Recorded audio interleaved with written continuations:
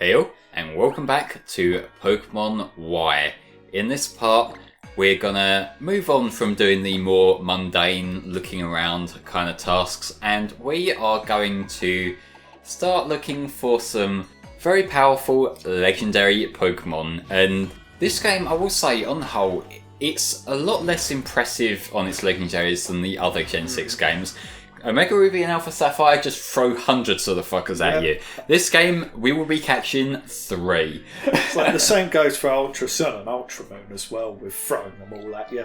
Yeah, because doesn't that have like the Ultra Wormhole system where you can go and find like basically any of them? Yeah, you can find all of them in Ultra Sun and Ultra Moon. That is really cool. I haven't beaten either of those games. I will do eventually because I want to do it on my FC Playthroughs channel next year. But like, one of my favourite parts of Omega Ruby after the fact is that you can just soar around and find all the different islands that have them on. Like, granted, some of the challenges are a bit arbitrary. Like, you have to have a Pokemon in your party that's got max happiness or has, like, for fucking not Regigigas. Yeah, it was Regigigas. That was one that you got in the post game where you had to do all the usual Reggie shit.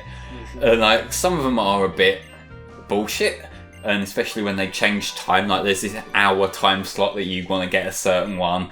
Like, yeah, it's fiddly, but the fact that they're all there, that is really cool. The only ones that aren't there, I think, aside from the event ones, are the Pokemon that we catch in this game. So, like, there's a lot of the coverage there. But for this game, what we're going to start off doing, we need to find a certain wild encounter in the grass. And there's that little sparkle that means we have a legendary. The best legendary bird. Ladies and gentlemen, the legendary Pokemon Articuno, the ice type of the original 3 legendary birds. The bird that you encounter is influenced by the starter you pick. And so, like, I picked Chespin, so I'm getting Articuno here. That changes if you've picked a different one. But the way this works is they've changed up how the roaming legendaries work in this game. Now, it's not a case of battling the Pokemon as they appear in the wild. You just need to encounter it 10 times. And these are random encounters. I'm abridging this for the sake of practicality here, so I'm not just walking around the map. But this took me fucking ages to get this recorded. Because what you have to do is you have to go into the Pokédex and look for its location to see where it's spawned, and then get there on foot, because if you fly, it resets it. And it takes fucking ages. But eventually, once you've found him 10 times, he will settle. Yeah. Thankfully. It's like, it is quite tiresome just chasing it around. Only for it to eventually stop.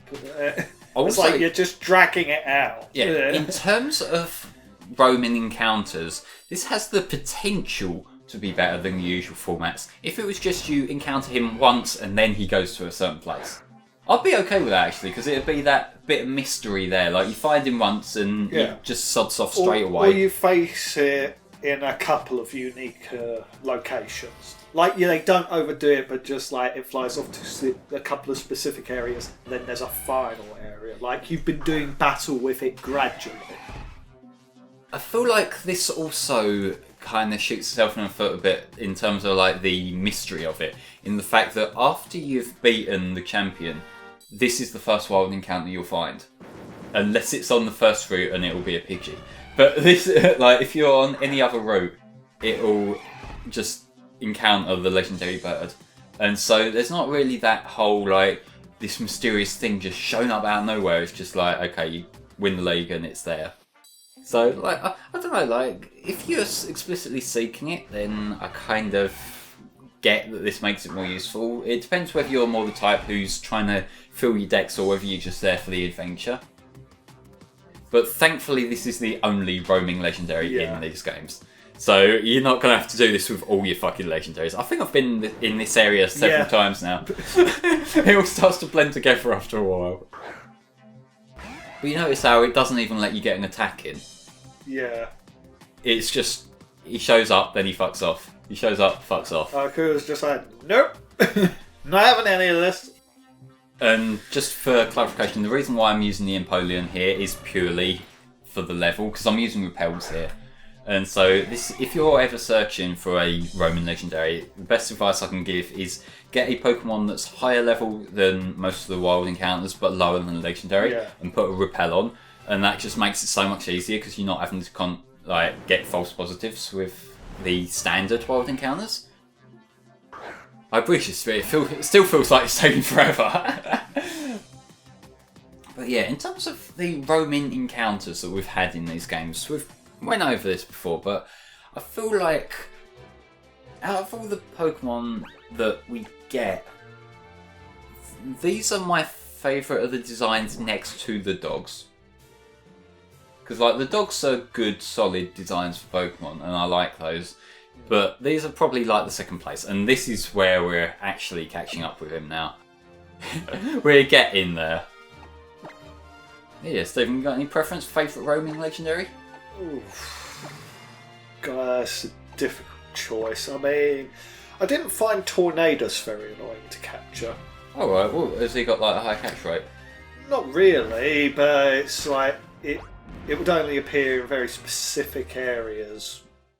You'd have to check the news updates for the weather. Oh, right, yeah, that makes it. Does that reset when you fly, though? I can't recall. It's been a long while, but as I said, it wasn't too difficult to get hold of, so it was quite reasonable, if I recall correctly. That's alright. Chris, you got any favourites, mate? Yeah, the dogs, I say, yeah. What are the other Roman legendaries that... There's, the dogs, the Tornadus. Tornadus or Thunderous. There's legendary birds in this. Mesprit, Cresselia. Yeah, Gen 4 had too many. Two. Yeah, too many. Whilst Gen 2 has 3. Yeah, but like that was the first time they were doing it. It wasn't like they'd had the reception. Annoying. Yeah, but like they'd had the reception that no one likes this, and yet they did it again, and they kept doing it again. Like it's also like what ones you mentioned? You mentioned Latios. Yeah, I was about to say that. Like that's a weird thing in the fact that in Ruby you can find Latios, in Sapphire you can find Latias, but in Emerald you essentially get to pick. Yeah, it's like, do you prefer red or blue? Or it was like, there was a news report about it, and then they're like, was it a red Pokemon or a blue Pokemon? We didn't see it close enough, and you just pick. There's no indication. It's just whichever one you want. Your choice affects reality somehow. Yeah, it's a fucking Quantum Dream game. But yeah, there's Gen 4 ones. Was it all of the? I like this. Oh yeah, get me a picture taken with a Lapras. I love the fact that Lapras has a unique surf animation. Yeah, it's kind of weird that it's just Lapras, but yeah, but it's Lapras, so it is the popular surfing Pokemon, isn't it? Yeah, it's like it is synonymous with it. Yeah, but Gen 5, was it just one or was it? I think it was just Tornadus and Thunderous. Yeah, what was that one? Landorus. Where does that show up? You need Tornadus and Thunderous, and you go to a shrine, and then Landorus appears. So it's a Ricky Giga sort of deal. Yeah. Fuck. But you don't need one to have to hold an ice cream cone or a never melt ice and rename it. Why does Regice need a fucking nickname? No. That is like the most arbitrary thing. Like, as if the braille and shit that you have to do isn't arbitrary enough. It's like your Regice has to have a nickname for some reason. Not the other two, just Regice. Yeah. It's bad enough that it was in Omega Ruby and Alpha Sapphire, but it was Black and White 2 that started it. And they just realised, actually, this thing that everyone bitches about, that's a good thing. But yes, the Gen 1 legendaries have a really fucking cool theme. That's like, it's kind of starts out like the Gen 1 Wild Battle theme, and then it just kicks into this overdriven techno kind of thing. It's so fucking cool, I love it. I don't recall this taking me too long to catch. Like, obviously this is a long video, but there's also a cave before we get to the next one, so take that how you will. And Nuzzle is still a godsend when you're trying to catch shit. My Pikachu in... well, not the Pikachu, the Boltons that I had in my Sword Runner used as my helping me catch shit Pokemon as well because of Nuzzle. Like the Pikachu that I've got now, Gigantamax Pikachu, I am just using the old-fashioned Thunder Wave approach, but it still works. So it's like the thing I noticed the other day was it's like because Thunder Wave and Nuzzle and that don't work on ground types because ground type is immune to electric moves. Hypnosis is a psychic type move, but it works on dark types. I hadn't actually thought about that. That is fucking weird. How does that work? I don't know. Like, because they're all special, aren't they? Like, Nuzzle I get is a physical thing, because it actually bites it. But, like, Thunder Wave is special. Yeah. So, like, it's not making contact, so it's not like there's that... Unless, like, ground is just more resistant. But that doesn't really add up in the whole status effect. No. It's weird. Yeah. So I hadn't really bothered to notice it. It's just like, that really shouldn't work. It's just like, it just sort of does. It's like, because you can still paralyse ground types because you can use Stun Spore. And things like Body Slam. And cutting its legs off, that can also paralyse them. That's less paralysis and more just massacring. Yeah, it still can't move. This is why you wouldn't be acceptable as a Pokemon trainer. This is why I wouldn't be acceptable for fucking anything. Yeah. Yeah. It's just a weird detail. Okay, maybe the thing is giving me more shit than I remembered.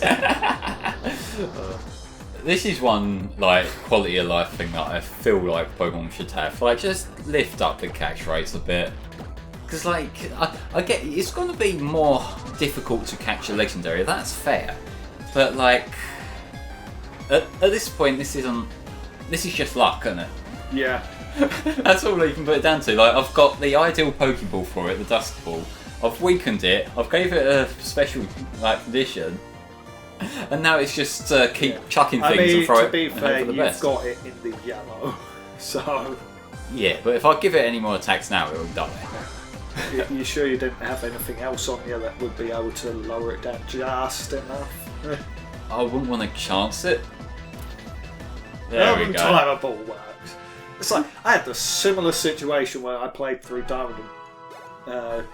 Just playing through Diamond for the first time and capturing the Lake Trio, and I got to Uxie, and it was breaking out of everything, and then I throw a timer ball, it's like, yeah, I'll stay in this. How? I do like the ambiguity of Articuno's Pokédex there. It's saying that it appears in front of doomed people on icy mountains. It doesn't say that it helps them, it just shows up. I also am very annoyed by the Sea Basin Cave. How so? Because the way it is, it kind of suggests that Lugia should be there. Yeah, I kind of guess. I suppose it's similar to the Whirl Islands in that respect, isn't it? Like, it's like it gives the suggestion that you need the 3 legendary birds and then Lugia will show up. And that really should have been a thing. No, he's actually an Alpha Sapphire exclusive. Because what that is on the abandoned ship in the post-game, if you're on Omega Ruby, Ho-Oh shows up. If you're in Alpha Sapphire, Lugia's there. And I believe the spawn location's different in the fact that... you go to the top of the ship for Ho-Oh and you go to the bottom of the ship for Lugia. I think for the item that the scientist guy wants, you have to go down to the basement anyway. And it's a hidden item, like you got to keep on mashing the button until you find it by accident. It's not like a Pokeball on the overworld, which is really annoying. I think I had to remember where it was by like doing a practice run when I was recording that, so it won't take it too long, but still.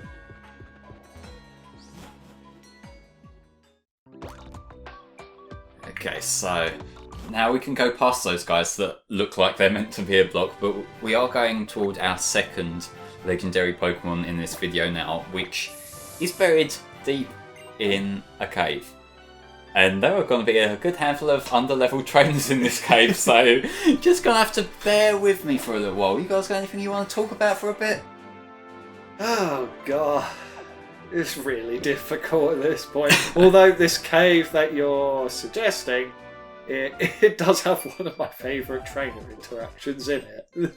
We may see them. Which one are you I referring hope to? it is. One of the hikers refers to another hiker on a higher level and says he's just been there for days. Look in a fucking mirror, mate. Hypocrite, aren't we? Just a bit. Scolipede. What do we think of Scolipede? Oh, I love Scolipede. Scolipede's a great design. I don't think I've ever seen it. Yeah, it's a from bit like Gen Bowman. 5. It's okay as a design. I've never used one. Like, it's just one of them Pokemon that I haven't avoided it, but like I've always had. Like, I've never really used bug types that much at all, but when I do, there's other ones I go to, like early game. You know, I go for the safe picks, the one that they just give you in a forest or whatever. So I've never really had a need. Hidden ability is speed boost, so that's great. That is cool, actually. Like, it's better than that fucking. What is it? The ability that's like showing up a lot now, where it gets a boost in speed when it gets hit, but in like exchange, its defense goes down. That might be a new one in Sword and Shield. I'm not sure, but I've seen a couple of Pokemon that just like I think Rock and Roller's got it as a new ability now. Really? Yeah, like you hit it and it speed boosts, but it loses defense, and it's like, okay, that is a fucking unfavourable. Weird. Like, unless you could It's like- somehow combine that with Contrary. Yeah, I mean, Roly-Coly, when it gets hit by a fire or water move, its speed goes up. Yeah, that's something different, but I like Roly-Coly, and I like the Colossal for the final one. Yeah. It's just a fucking volcano, it's cool. It annoys me because you go from 2 modes of transport to inferior Rhyperia. Right, so is the giant volcano that could launch you thousands of miles It's in meant- the air not its meant to be? Gigantamax looks cool. I like that, but I'm just so annoyed by it. It's just disappointing. Well, It could have been so much better. It should have been a train. that would have been cool, but like in terms of these being modes of transport, right? You've got Roly-Coly, which is basically a motorbike. It's on a wheel. That's the mode of transport. The second one is like a little cart It's a thing. minecart. Yeah, it's a minecart with wheels. It moves you along. That's the mode of transport. Now, Colossal is a volcano. If you stand in it, it will launch you thousands of miles in the air. That is a mode of That's transport. compelling. Yes, but it's not transporting itself. The other 2 times it was transporting itself.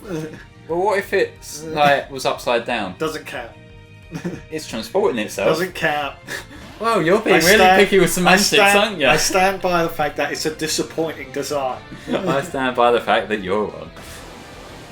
Although, what that's making me think of now is I kind of want to see a fire type, like regional form of Graveler and Golem. Just because, like, it would have the same sort of idea, but like to kind of complement the electric one from Yeah. Alola. Plus, fire typing would also complement the fact that they do self-destruct. Yeah, except make it fire ground rather than fire rock. I mean, flipping there, Golem apparently blows itself up to launch itself. So that's also a mode of transport. Shut up. So this is the thing, I've just got to be as much of a petty little bitch as I can to see how far I can push it. Chris, how do you put up with this around you all the time? Golem's head just looks like it's sort of plastered onto the body. Well, it's got to be able to pull it in to roll down hills and shit, hasn't it? Yeah, but that's the thing. It doesn't look like there's a hole for it to pull itself back into. It just looks like its head's been stuck on. But it just really hurts its cheeks every time it pulls it in. Have you seen that fetus Pokemon that was on screen a few parts back? The I've never seen that before. the sort of psychic type one, Solosis, and that line. Yeah, it had like Yeah. a big long umbilical cord and it was just a fetus, a pink one. Oh no, that one. Is it the Mushana or? Yes, that wasn't an umbilical cord. It looks That like it. Yeah, But it's meant to be, it's a It's based on a tapir, and it's got a hole on the front of its head, and basically dreams come out of it. Yeah. Dream energy, or psychic energy when it dreams. Yeah, that fucking, like, system that they forgot about immediately, the dream world. Black and white, yeah. But, like, I don't recall using the dream world, to be fair. I used it a couple of times for the novelty, but... No, I might have once or twice, but, like, wasn't it just, like, this big area that's just got the, like, fucking Geno's Maze kind of thing, really? Get items, you can get berries and that, you can get Pokemon with hidden abilities. Yeah, that was how they distributed them then. Was it Gen 5 that started the hidden ability I think thing? it was, yeah. Yeah, so, like, okay, that's cool enough that it was, like, the original method of distribution. Granted, you know, it's cooler to get them, like, from a friend safari or something like that. It's like, speaking of the the levitate battle that you had, Gengar doesn't have levitate anymore. Oh, does it not? Nah, lost it after Gen 6. What did it get instead? I think it got Shadow Tag, because levitate on Gengar was apparently just too good. Well, I mean, it does lose the weakness, doesn't it, to Yeah. the ground?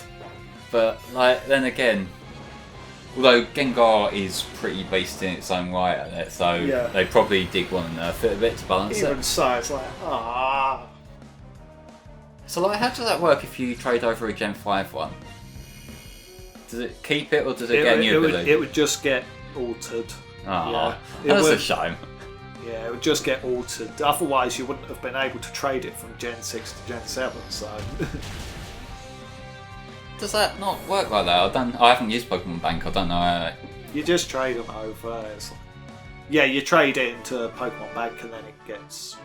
Then you can transfer it into Gen 7. But I imagine once you've traded something into Gen 8, you will no longer be able to put it into Gen 7. Well, to be fair, you haven't been able to move them backwards Of anyway, course, yeah. so it's nothing really new there. Although, when we actually hear how fucking Pokemon Home actually works, which It's they've like- sort of did the one stream about and then haven't mentioned since. Like, I'm not putting money on the fact that it will be a paid service. Oh, well, yeah, it'll definitely. It's gonna be, and yeah, that's just gonna be disgusting on a whole because oh look, you can't put all of your Pokemon into this new game. Well, you're just gonna have to keep on paying to keep your Pokemon around. Oh, Yay! it'll be how you move your Sword and Shield Pokemon over to Ultra Sword and Ultra Shield, which will definitely be happening this year or next year. It's like, I can't say I won't be buying a Pokemon game again. I just won't be buying one until the content matches the price. Yeah, until you see something that you're actually happy with. Yeah, That's fair yeah. enough. Like, to me, I know we've spent a lot of time talking about Sword and Shield and our issues with it. With this session, we've decided that we're sort of not going to do another 10 parts of bitching because that might get a bit old. But I will say that since, like, the game's out now, since we last recorded, I've played through it. It was pretty much what I expected. You know, like, the problems that I was worried about are there, but I had fun regardless. That was kind of what I was expecting on it, and although there's a lot of problems that I feel need to be addressed, and won't be addressed because of course, like, I did still enjoy my time with it, so I don't really want to just be repeating our rambling from last time, but you know, like, I'm content now. Rage is down, I'm chill. Well, I'm still waiting on my opportunity to play it, but thanks to you, I will get that chance now. Yeah, I'm gonna lend And Stephen I my am copy. certain that my opinion won't change on it at all. Well, just going with as open mind as you can and It's see. like, I'm guaranteed that I will at least have enjoyment from it because it will play like any other Pokemon game. So it's like, yeah, I'm going to get that from it. But Yeah. that's to be expected, so I'm not going to award it any points for that. Well, that's the thing that you can say. Pokemon's gameplay, at its most basic, is fun. Like, Yes. this, it's the most simple kind of turn-based RPG, and that's my shit. Like, I really like the turn-based RPG format, and Pokemon is like the epitome of that. It's got the perfect kind of rock paper scissors battle style. There's a reason that I love this series to pieces, and that is a big part of it. I expect it to get built on a bit more over the years, because, you know, you don't want to just be releasing the same game over and over. But what's there as a base level, I enjoy it. So I just hate how Game Freak treats the consumers like they are idiots. Well, I mean, didn't it sell like 8 million? So yes, I know. That's the thing. I mean, it doesn't really help that much when consumers kind of confirming that, but whatever. Well, see, that's the thing. Like, I don't like pinning blame on what people buy and what they don't buy, because at the end of the day, if every one of these people who were mad about, like, say, the national decks, if all of those boycotted it would be a slight little dent at the max. It wouldn't make a mark. And it's like, at the end of the day, it is a children's game, and guaranteed a child will enjoy it. Yeah, no doubt about that. I did enjoy it. Yes, it's like I'm not gonna absolutely say it's the worst thing ever, because there's guaranteed to be good things in it. Just that there's a lot wrong with it. Far too much wrong with it. Yeah, it's just one of the things I look like any kind of consumer movement. I feel like it kind of does suck that there's no real way to get a message across when it's a franchise as big as this. Because a boycott won't hurt them. Angry posts on the internet definitely won't hurt them because they don't give a shit because they don't even speak the language. But there's nothing you can really do in that regard. Really, review sites aren't any good. You've got to trust the individual over actual companies. Yeah, reviews. I'll say they don't seem to be paid off with Pokemon. Like you can kind of figure out with certain other publishers. But there is this whole, it's one of the things that, if a much anticipated game gets a low score, they will get backlash. Even if it's before the game's come out, people will be mad that they've said this game is, a bad game. And so I feel like a lot of reviewers are scared of that, and so they're not explicitly thinking we're going to lie to people, but their mindset is influenced by that subconsciously. In the same way, I feel like there's a lot of controversy about game reviewers and games journalism and that, and I don't think that the whole paying off works in the traditional way that people expect. I don't think publishers are knocking at the door saying give it a 10 out of 10 and we'll pay you. I think it's more the sort of subtle influences, how journalists get flown out to events and they get these goodie bags of gifts and the developer might buy them a drink at this event or whatever, and so it's just this sort of subtle influence rather than just a flat out hey just go on mate. Some people are just flat out hacks, and some people would rather talk about their own personal politics rather than the game they're meant to be reviewing, which is another trend. Don't forget the Bayonetta 2 where I think they were going to give it a high score, but docked it down some points because it was sexualising the female characters and some shit. And it's who gives a shit?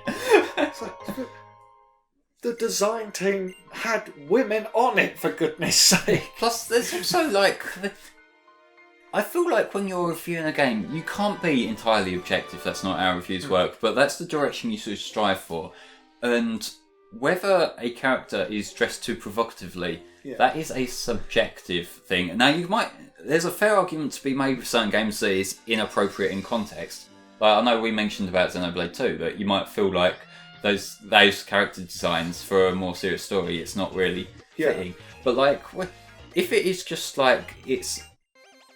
you find it in bad taste because you personally don't like provocative character designs, that I don't think it's fair to undermine a game's score for that, because that's not on par with things that you should undermine a score for, say if there's performance issues or if the game has glitches or things that legitimately would harm everyone's enjoyment of the game.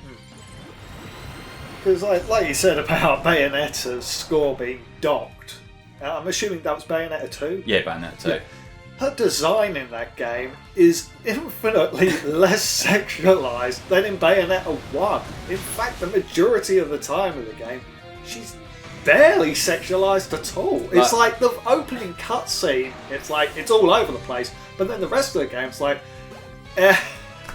know there are some bonus costumes and that are a little bit more escape. It's but the costume games, it's like they go into that. But the thing is, like, even Nintendo, when it's like when Platinum Games came to them with like their designs representing like Peach, Link, and Samus, it was like apparently they were a lot safer because they didn't know how Nintendo was going to react, and Nintendo were like, make them worse.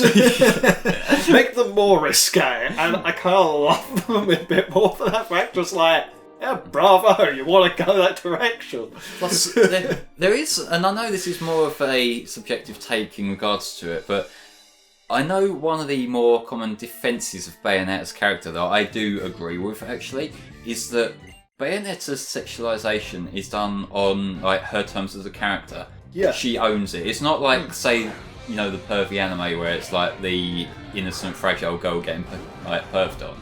It is like a character fully in control of it. So that's not really objectification as much as it is just a character who is confident in their sexuality.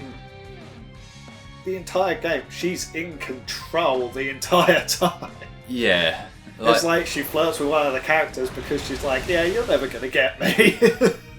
Yeah, like it is just that there are different scales, and personally, like I'm okay with anything, like both because I am degenerate trash, but also because like I think that this is an important part for expression. You know, that like if people want to tell a story that has these provocative character designs, I think that is their right to. And not everyone's going to enjoy it, and that's fine if you want to present that as a subjective case of I'm not too fond on these characters. But I feel like when you're giving it a numerical score, because like a numerical score, if say one game gets a 7 and another gets an 8, then you're saying the 8 out of 10 games is better. That's how it works. But let's drop this for now, because here is the legendary Pokemon Zygarde. What do you think of him, Stephen? I love Zygarde. I really like Zygarde. Zygarde's one of my favourite legendaries, and the X and Y trio is one of my favourite trios. See, he fits in less as a member of a trio, I find. Like, he's obviously related to Xerneas and Yveltal, but I feel like their designs share more commonality than, like, this guy. And, like, granted, Zygarde got developed a lot more in Sun and Moon, didn't he? You say that, it's more a case of, here's his other forms, bye! Well, I mean, that is a lot more than this. Yes. Chris, what do you think of Zygarde's design here, mate? I didn't realise how big his sprite was in the overworld. Yeah, Massive. he's a huge snake. It's like, when I first saw Zygarde, I was like, I was not expecting this as the third member, and I love it. It's like, I love the fact it's got that sort of cellular design to it, which then does, of course, get expanded on. Yeah, like they sort of break him down a lot more. Why couldn't Articuno have been that easy? Yeah, that's ridiculous. Like, granted, I think, hasn't he got the same catch rate as Xerneas and Yveltal? Probably. That's why, like, you notice that over time catch rates have got more generous, but the older legendaries still have their original ones. So, like, you can tell that they're going to be a lot harder to catch if they've been in games before. Yeah, it was clear they were going to build on top of Zygarde eventually because of the fact his base stat total is lower than the other two, and it has two moves that are in the code, but you just can't use them. That 1,000 arrows and 1,000 waves. Did they get brought back in Sun and Moon? Yes, they did. Okay, because I feel like what they did with him in Sun and Moon was probably intended for like a third version of X and Y that just didn't happen for whatever reason. This did kind of break the trend of not having an enhanced one or a sequel in some respect in it, because like Black and White 2 were sequels and we didn't get the remakes that gen. This time around it's the main games that just didn't get any sort of follow-up whatsoever. And I feel like that's kind of a shame, because there are some things like could be polished up a little bit here. Granted, it doesn't need it as much as, like, say, Sword and Shield do. It's like, I definitely feel like Zygarde should have been introduced in some way in Omega Ruby and Alpha Sapphire. Yeah, they could have, like, granted there was already a good lot of post-game in those games, but they could have done, like, a little side quest with him Yeah, because, like, Mega Evolution, according to the laws of the game, it was created from the ultimate weapon, which used the energy of Xerneas and Yveltal. And considering their placement with Zygarde, and Zygarde being the balance of the world, Zywolder? and having Groudon, Kyogre, and Rayquaza there. What I don't get is, why is it that the new legendaries in this game didn't get Mega Forms? It feels It's like missed weird. opportunity, because they're like the new title Pokemon that everyone's going to pay attention to. Then again, it wouldn't make too much sense considering Mega Evolution is created from their energy, so it's like, I guess it's meant to suggest they're already ridiculously powerful, so... But by the same token, you could have had them buff themselves up. Yeah, true. Yeah, you could easily have a thing with Zygarde being able to empower one or the other. Yeah, like, I would have been curious to see what a potential Mega Zygarde would look like. I would have liked to see, like, a Mega Yveltal. I feel like you could do, like, some cool shit just to blow up the Y design that bit more. But, not if to you made be. them legendary Mega Evolution, though, it would take away more from the like Charizard and that, would it? Or Yeah, but, like, so you've got really the that's it. super legend. I don't think it would take away in any way at all, really. It's weird, because, It'd like, just be there's- another thing for you, just to be like, oh, shiny. It's weird because like there are so many Pokemon that you think that could have had Omega and that would have been cool, but they picked from such a small pool of Pokemon, and then even when they added more in Omega Ruby Alpha Sapphire, there's still like some obvious lacks. Like I know Sugimori said that they kind of got a bit of an artist block when it came to designing Flygon, and that's why he didn't get one. But you know, like I like seeing new forms of established Pokemon. I prefer that to old ones. But ladies and gentlemen, our third legendary Pokemon. The legendary Pokemon Mewtwo. It's weird that it's called Unknown Dungeon. It's a cave, not a dungeon. They're naming it after the Gen 1 one, aren't they? Yeah. Although that got retconned to Cerulean Cave in Fire Red Leaf Green, so this is just purely a throwback. 2. They didn't change his language. Well, to be fair, Mewtwo is the name that was given to it, and considering it's cloned from Mew, it's kind of expected it would just say Mew. Yeah, so it's like how the other Pokemon have got their names, like, just listen to what noise it makes. That's like the most basic bitch. That's how I like to imagine it. You know, unless you're Mewtwo in the anime, in which case you can talk because psychic. Same with Flugia.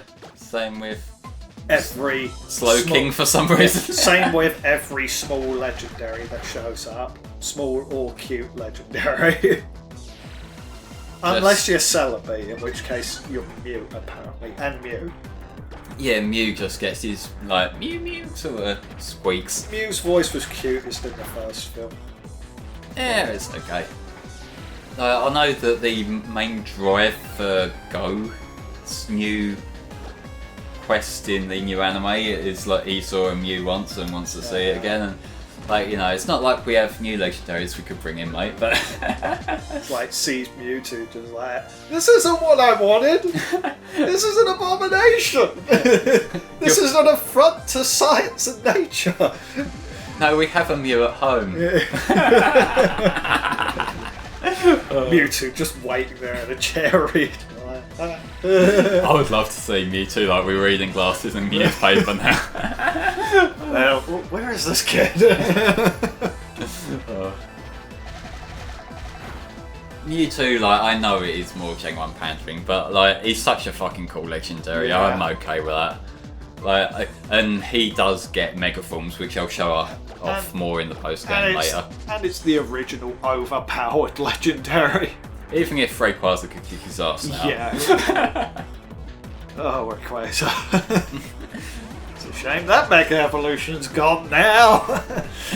No, it's fine. I'm sure in the next, like, in the third version of Sword and Shield, he might get a Gigantamax form that's basically that. Yay, double health. That's good, apparently. But like the Dynamax and Gigantamax, they're not OP. Like you can take them down with a like Dynamax Pokemon without too much trouble. They're not OP, they're just worthless. Just big and like the Meowth Gigantamax one, to be fair, you can grind money really fucking easily with him. Like easy as G-Max Gold Rush, and it's like a huge exaggerated payday. That is so fucking satisfying. I like G-Max Meowth. Like it's a stupid design, but it's fitting for Meowth. Weird. It's a shame that you can't get it for the Galarian one though. It's literally only Kanto Meowth that gets the Gigantamax. Of course. Because have you guys heard of Gen 1? Well, it's just a nostalgic throwback to that game that you played last year. Yeah. That's the thing. That's the sad truth about it. We already got this last year.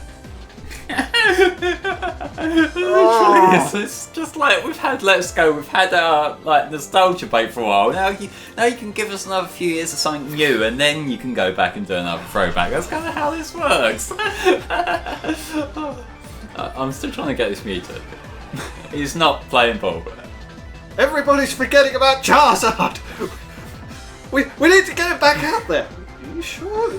We just announced an event last week. New game! Charizard's the only starter! When Charizard's not on screen, all the other Pokemon should be asking, where's Charizard? You walk into a Pokemon Center. Do you know where Charizard is? I haven't seen that rascal for a while now. You do realise there's more than one Charizard right there.